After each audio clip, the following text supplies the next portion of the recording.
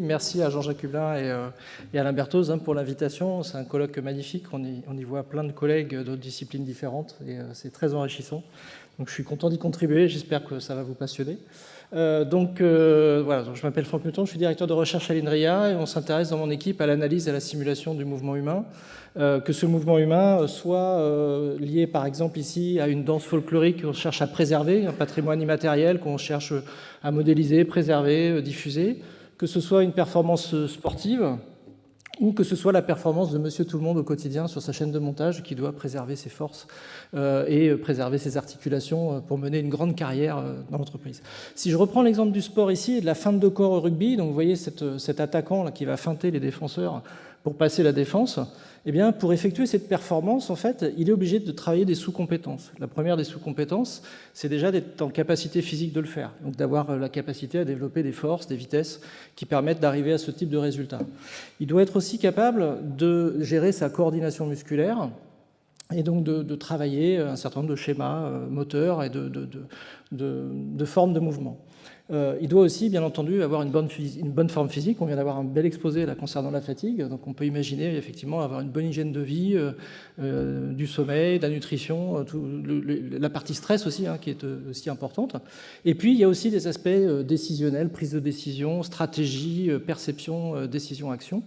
Et donc, quand on cherche à effectivement modéliser, comprendre et entraîner surtout cette performance-là, il faut travailler tous ces paramètres-là. Alors généralement, ce que font les entraîneurs, c'est qu'ils vont séparer en fait par séance d'entraînement. On va faire du renforcement musculaire pour améliorer, par exemple, les capacités de force ou de vitesse. Donc, on va pouvoir mettre en place des protocoles dédiés à ça, avec une métrique qui permet d'effectivement mesurer l'impact qu'il va y avoir sur le gain en force, le gain en vitesse, etc. Donc, on met en place ça pour chacune de ces sous-compétences. Donc le problème, c'est que tout ça, c'est multifactoriel, donc on est obligé de s'éloigner un petit peu de la réalité du terrain quand on veut isoler ses sous-compétences. Parce que dans la vraie vie, le rugbyman qui fait ça, il a besoin de toutes les compétences en même temps et pas saucissonner. Et puis, dans le cas particulier de la perception et de la prise de décision, comment on fait des protocoles d'entraînement spécifiquement à ce genre de tâches sans utiliser les autres? Parce que si je dois faire des prises de décision, ça veut dire que je suis en action dans la tâche, et donc je suis en train d'effectuer mon mouvement face à mon adversaire. Donc voilà, comment on peut faire ça?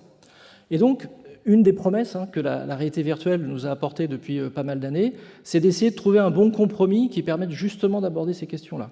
Donc Loomis, déjà dans les années 99, en psychologie, avait dit que lorsqu'on travaille dans un laboratoire, on va standardiser les protocoles. On a tous fait ça dans nos laboratoires.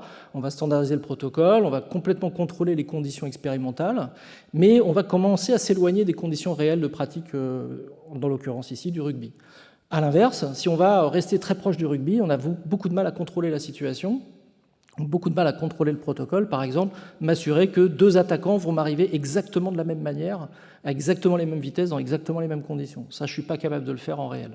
Donc, la réalité virtuelle, l'idée, c'était de trouver un bon compromis, si on y arrive, dans de bonnes conditions, qui permettent d'assurer de se rapprocher de la réelle pratique du rugby, tout en ayant un contrôle de la situation. Alors pourquoi ce contrôle de la situation? Parce que quand on est en réalité virtuelle, je peux contrôler mon environnement physique. On l'a vu ce matin avec les exposés à la fois de Julien, Anne-Hélène et puis de Marie-Paul. On est capable de simuler la physique, de truquer, si on le veut, la physique, modifier les paramètres physiques de l'environnement. On peut standardiser, répéter à l'infini. On peut aussi avoir un contrôle sur le rendu multisensoriel. On peut faire disparaître une partie de l'environnement, on peut modifier la latence, modifier la vitesse, faire du stop motion, on peut faire tout un tas de choses que ne permet pas la réalité. Donc ça, c'est une bonne chose. Ce qui est très important aussi, c'est qu'on va se mettre dans un environnement qui est sécurisé. C'est-à-dire qu'on ne risque pas de se blesser au rugby en collisionnant un adversaire, puisqu'a priori, il n'y en a pas. Et autre chose aussi que notent beaucoup d'auteurs dans le domaine de la réalité virtuelle, c'est cette capacité qu'a la réalité virtuelle à motiver en rendant l'expérience jouable. Donc cette côté motivation est très intéressant aussi, parce qu'il va permettre de multiplier les répétitions de gens qui sont hyper motivés à utiliser ce genre de technologie, si évidemment la technologie est utile. Les principaux problèmes qu'on rencontre, c'est que ça ne marche pas toujours. C'est-à-dire qu'effectivement, la réalité virtuelle peut être vue vraiment comme un jeu. Si vous faites du Wii Tennis et que vous vous entraînez à jouer à Wii Tennis, vous pouvez devenir le champion du monde de Wii Tennis Quand vous retournerez sur un terrain de tennis, vous ne saurez pas mieux jouer au tennis à la fin. Donc effectivement, on voit bien ici une potentielle inadéquation entre ce qu'on va faire en entraînement en réalité virtuelle et le retour vers la vraie vie. Donc, en réalité virtuelle, ce qui est assez connu, c'est le fait de s'assurer que la personne est bien présente dans l'environnement, qu'elle n'est pas en train de rêver, penser à autre chose, et qu'elle est bien impliquée dans l'environnement, que lorsqu'elle est en interaction via son avatar, eh bien que cet avatar est considéré comme une projection de lui-même, c'est-à-dire que s'il arrive quelque chose à l'avatar, c'est comme si moi, biologiquement, il m'arrivait cette chose-là. Donc ça, c'est quelque chose d'important. On appelle ça l'embodiment. Et puis, il y a aussi le côté contrôle, c'est-à-dire que quand je fais une tâche dans l'environnement virtuel, j'attends que l'environnement virtuel réagisse de manière plausible, telle que je l'attends. Je frappe dans une balle et si la balle ne part pas, je ne vais pas trouver ça très plausible. Et un autre élément qui est beaucoup plus difficile à mesurer, à quantifier et à contrôler, c'est ce qu'on appelle le transfert de compétences entre l'environnement virtuel et l'environnement réel. Alors, il y a quelques domaines qui l'ont fait, comme la simulation d'aviation, par exemple, avec des pilotes, où il y a des protocoles qui sont mis en place pour valider ça. C'est beaucoup plus difficile dans le domaine du sport, puisque comment je vérifie que lorsque j'ai amélioré mes capacités percivomotrices en réalité virtuelle, comment je vérifie que ça m'a effectivement amélioré ma performance sur le terrain? Ça, c'est beaucoup plus difficile et beaucoup moins direct à vérifier. Donc, si on s'intéresse maintenant à la boucle d'interaction, on en a un petit peu parlé ce matin avec les précédents exposés, donc on commence déjà par l'humain qui effectue une tâche. Donc à partir des interfaces, on va pouvoir définir ce qu'il est en train de faire, on va pouvoir évaluer la qualité avec laquelle il est en train de le faire, bien, pas bien, avec des erreurs ou pas.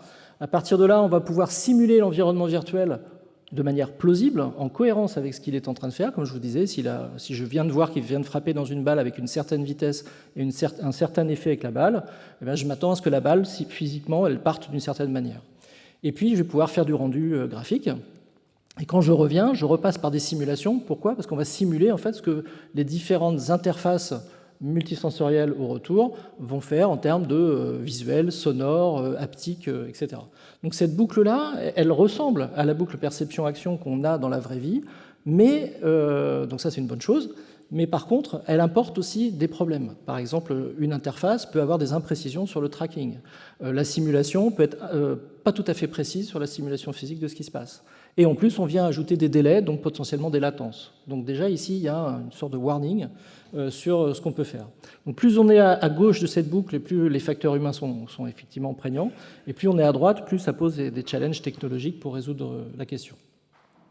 Alors, justement, je vais essayer de voir avec vous un certain nombre de questions, de challenges, qui nous a été amené de relever, en fait, ou en tout cas d'essayer de relever pour l'entraînement sportif en utilisant la réalité virtuelle, et en ayant tout ce que je viens de dire en tête, bien entendu. Le premier exemple, c'est en collaboration avec une équipe hybride de l'INRI à Rennes. On s'est intéressé en fait à la capacité qu'a la réalité virtuelle. Est-ce que c'est possible en réalité virtuelle de reproduire des conditions d'anxiété et de pression telles que celles qu'on peut rencontrer lors d'une compétition? Alors pourquoi ça?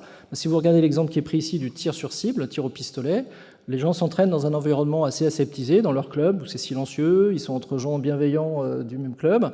Et puis le jour de la compétition, ils arrivent sur un pas de tir qu'ils ne connaissent pas. Il y a la presse, il y a du public. Le public peut être agressif contre eux. Il peut y avoir aussi des adversaires qui eux-mêmes ne sont pas très fair-play avec eux-mêmes et peuvent les perturber au moment où c'est leur tour de tirer. Donc ces conditions-là sont très difficiles pour se préparer face à ces conditions-là. Et donc, à partir du moment où on a le fichier CAO du prochain pas de tir, on peut commencer à préparer la personne à se préparer mentalement dans ces conditions-là.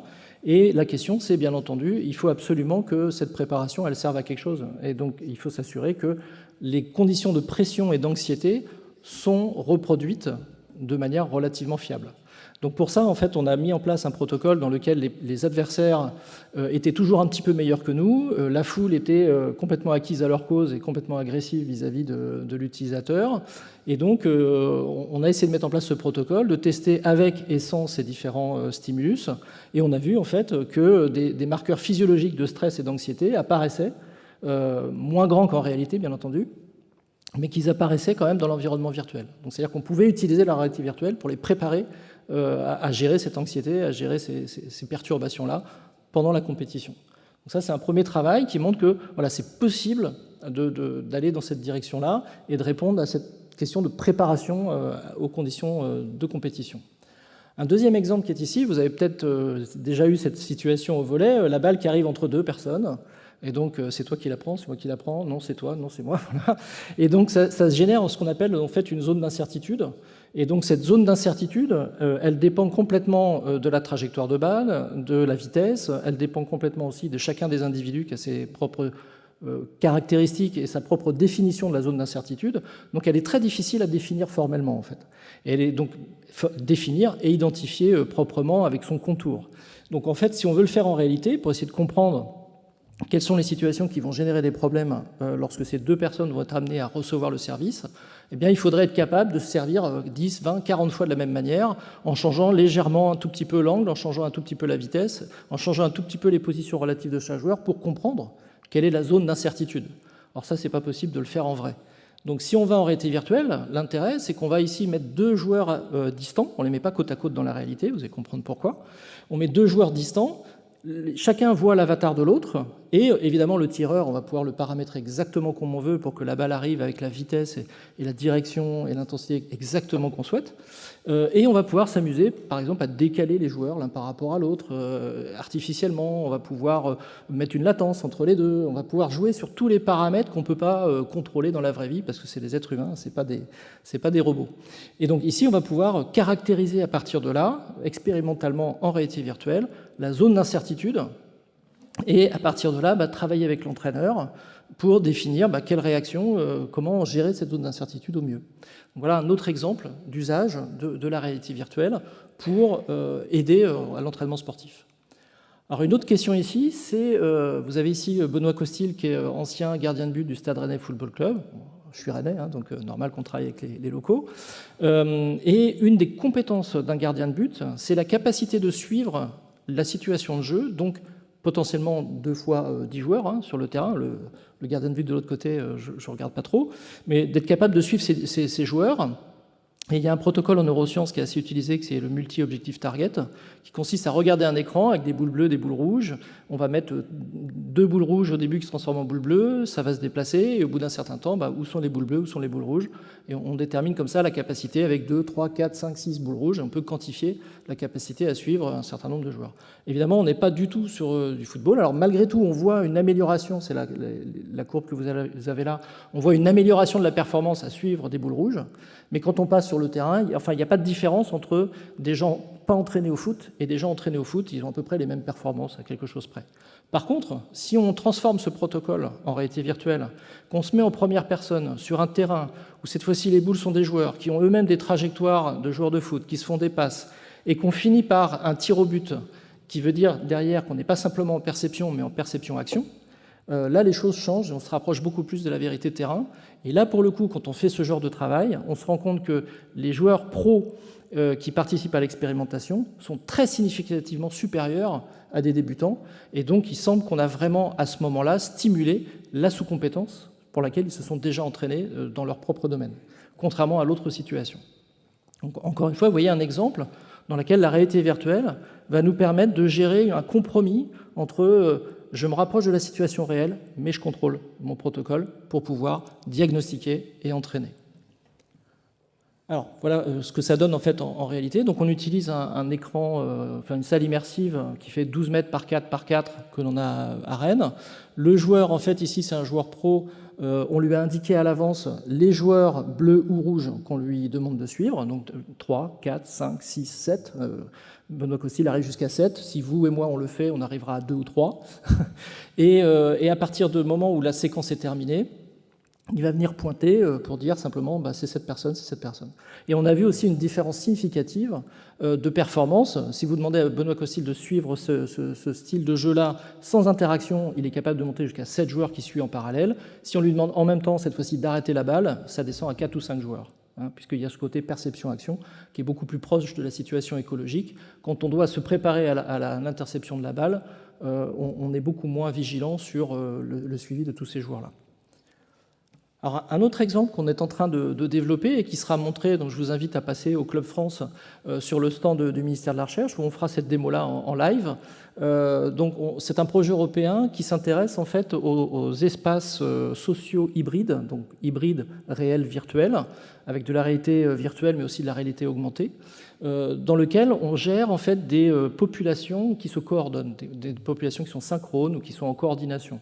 Nous, on a choisi, par exemple, ici, pour l'application sport, de travailler sur le cyclisme, avec un peloton de cyclistes, où là, il y a une coordination en fait au sein du peloton de cyclistes, parce que si on n'est pas coordonné, on se rentre dedans, hein, tout simplement. Donc là, il y a une obligation de coordination. Mais ce qui est très intéressant, c'est la rupture de coordination. C'est-à-dire qu'à un moment donné, la synchronisation subit une rupture parce que quelqu'un attaque. Et lorsqu'il y a cette attaque, l'idée, c'est pour les adversaires d'être capables de détecter cette attaque pour l'empêcher ou en bénéficier. Et pour le partenaire, le coéquipier, c'est d'être capable d'anticiper aussi cette attaque pour suivre dans la roue celui qui attaque et bénéficier de l'appel d'air qu'il a créé et des frottements de l'air qui sont en bénéfice pour lui.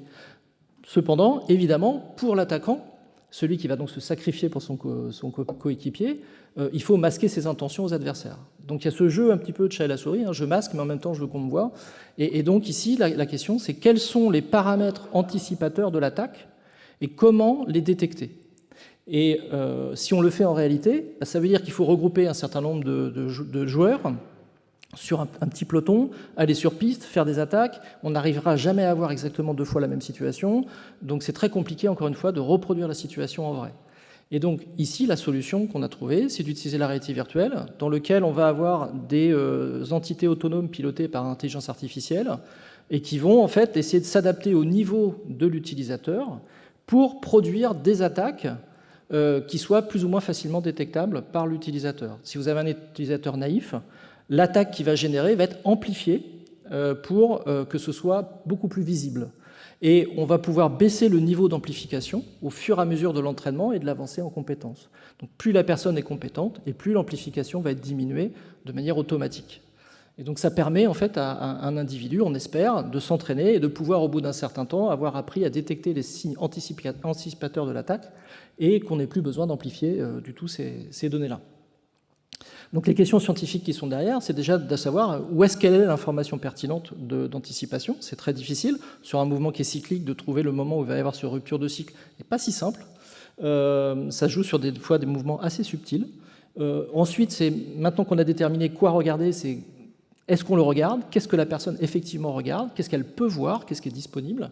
Et en fait, derrière, c'est comment on amplifie, parce que si j'amplifie n'importe comment le mouvement, je vais avoir des mouvements qui sont aberrants, et qui vont rompre complètement l'expérience de réalité virtuelle. Si vous avez la personne qui se penche mais que les mains ne touchent plus le guidon, par exemple, ça ne marche plus, quoi, ça ne fonctionne plus. Voilà. Donc ça, c'est des choses qui sont en cours. Donc là, je n'ai pas les résultats, puisque c'est en cours de traitement, et vous pouvez venir le tester sur le Club France cet été. Hop, voilà, c'était pour vous montrer la situation. Dernier projet sur lequel on a beaucoup travaillé, c'est le projet PPR REVEA, en lien avec la Fédération française de boxe, où là, la problématique est que lorsque vous êtes un boxeur et que vous voulez travailler votre défense, il vous faut quelqu'un qui vous attaque. Et si quelqu'un vous attaque, de temps en temps, et même assez régulièrement, ça passe. Donc si ça passe, vous prenez des coups, donc 1 fois, 2 fois, 3 fois, puis bon, ça suffit, on arrête, on n'est pas là pour se blesser avant la compétition. Donc le nombre de répétitions qu'on peut faire sur l'attaque, ou en tout cas la défense, est extrêmement faible en fait. Donc une des questions qui était posée du terrain, c'était de dire est-ce que la réalité virtuelle ne nous permettrait pas de multiplier le nombre de répétitions d'entraînement à la défense sans risque de blessure. Mais évidemment, la question corollaire, c'est oui, mais à condition que les attaques aient du sens et qu'on retrouve les mêmes caractéristiques et les mêmes comportements d'attaque et de défense que si je l'avais fait en vrai. Sinon, ça n'a aucun sens, bien entendu. Donc la question, c'est évidemment, dans cette attaque, quels sont les éléments perceptifs que la personne va prendre sur l'adversaire? Est-ce que ces éléments perceptifs, je les ai détériorés ou pas en réalité virtuelle? Si vous mettez un casque de réalité virtuelle, vous ne voyez peut-être pas les pieds. Est-ce que l'information que vous avez ratée sur les pieds, elle était pertinente et vous l'avez ratée? Est-ce que la latence qui va être mise en place entre le moment où moi j'agis et mon avatar bouge va être délétère ou pas? Mais il y a plein de questions liées à la technique de réalité virtuelle qui peuvent complètement rompre l'expérience. Est-ce que le fait de travailler sur, par exemple, un avatar dans lequel les muscles ne se déforment pas lorsque je vais donner un coup, alors que c'est peut-être un élément que je prends dans mon information de prise de décision? Donc, toutes ces questions-là, elles se posent de manière assez normale. Et la question aussi, c'est est-ce que je vais avoir un opposant qui est réaliste et qui reproduit des comportements et des gestes cohérents? Alors, vous voyez un exemple ici avec quelqu'un de l'équipe de France. Donc, les conclusions de ce travail montrent qu'en fait, on arrive à reproduire en fait, l'interaction de manière assez correcte. Le problème que l'on rencontre, aujourd'hui, c'est comme l'adversaire, dans la situation actuelle, a un comportement statique, c'est-à-dire qu'il reproduit un scénario qu'on lui a demandé de produire, mais il n'est pas capable d'interagir de manière très intelligente avec son adversaire, eh bien, il y a une sorte de frustration qui se met en place, parce que je vais faire un appel de ma main en espérant qu'il va attaquer de ce côté-là, et lui, bêtement, il ne l'a pas vu, donc il ne va pas le faire. Et donc ça crée une frustration. Donc ce qu'on a fait, c'est qu'on est allé, et là je reprends l'exposé de Marie-Paul de ce matin, on est allé travailler sur de l'IA générative afin de produire des comportements d'adversaires qui soient adaptables, réalistes, et surtout qui imitent le style à la fois de mouvement et de stratégie d'un individu en particulier. Ça, c'est fondamental. Je n'ai pas envie d'avoir une IA capable de gagner à tous les coups. Ce n'est pas ça que je cherche. Je cherche à avoir une IA capable de reproduire des situations face auxquelles l'entraîneur a envie que l'individu s'entraîne. Je sais que je suis faible face à tel type d'attaque. Je n'ai pas envie d'être faible face à une IA qui est universellement la meilleure du monde, qui est capable de toute manière gagner à tous les coups. Et donc ce que l'on met en place, c'est exactement ce qu'a présenté Marie-Paul ce matin, c'est un système d'apprentissage par renforcement, qu'on appelle l'apprentissage par imitation. Donc elle vous a présenté Gale ce matin. C'est exactement une variante de cette approche-là, dans lequel on a rajouté, en plus de l'imitation gestuelle, l'imitation de stratégie. Donc ça veut dire quoi l'imitation de stratégie? C'est-à-dire qu'on a un discriminateur, qui est un réseau de neurones, qui a appris sur une base de données les réactions face à un type d'attaque, et donc qui est capable de dire « ça je l'ai déjà vu, ça je ne l'ai pas déjà vu ». Et donc ce système d'IA va utiliser deux bases de données, une base de données de boxeurs seuls qui boxent dans le vide pour juste apprendre à boxer, et ensuite une petite base de données, je vais vous dire à quel point elle est petite après, qui est juste un combat, en fait je vous le dis maintenant, un combat de 60 à 70 secondes suffit, à condition qu'il y ait de la variété bien sûr dans ce combat, suffit pour entraîner la partie interaction et la partie mouvement. Donc vous avez 6 minutes à peu près de boxe dans le vide, pour juste lui apprendre à boxer sans tomber, parce qu'à chaque fois qu'il donnait un coup au départ, il tombait. Donc là, il apprend à boxer sans tomber, et ensuite 60 secondes d'un combat en particulier. Vous dites, je voudrais que tu mimes tel individu dans le combat.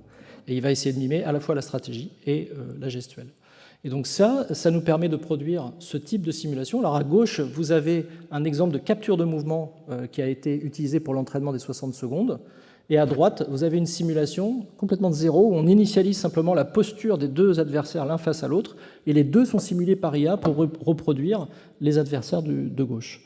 Et ce qui est très intéressant, c'est que si vous montrez ce combat de boxe virtuel à des spécialistes de boxe qui connaissent les boxeurs, ils reconnaissent les boxeurs. Ils sont capables de vous dire, à gauche c'est Nidam, à droite c'est Philippe, je les reconnais, c'est leur style, c'est leur gestuelle. Alors que vous voyez que par l'apparence, c'est quand même compliqué de reconnaître les gens avec ce genre de simulation.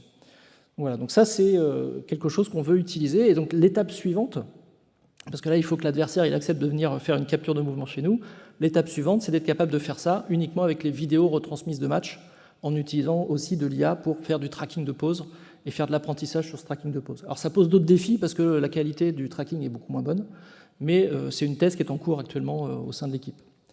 Et donc, juste pour conclure, je sais que le temps passe, donc juste pour conclure, donc, on voit que la performance, on en est tous convaincus, la performance humaine est très complexe, il reste encore de grands défis à relever pour la comprendre.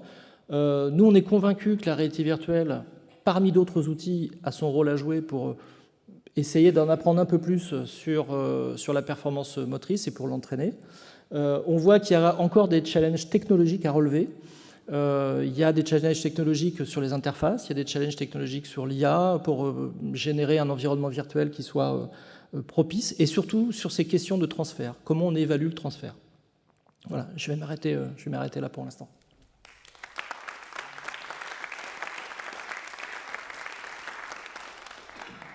Donc je remercie tous mes collègues qui m'ont permis de faire un bel exposé auprès de vous. Enfin, j'espère.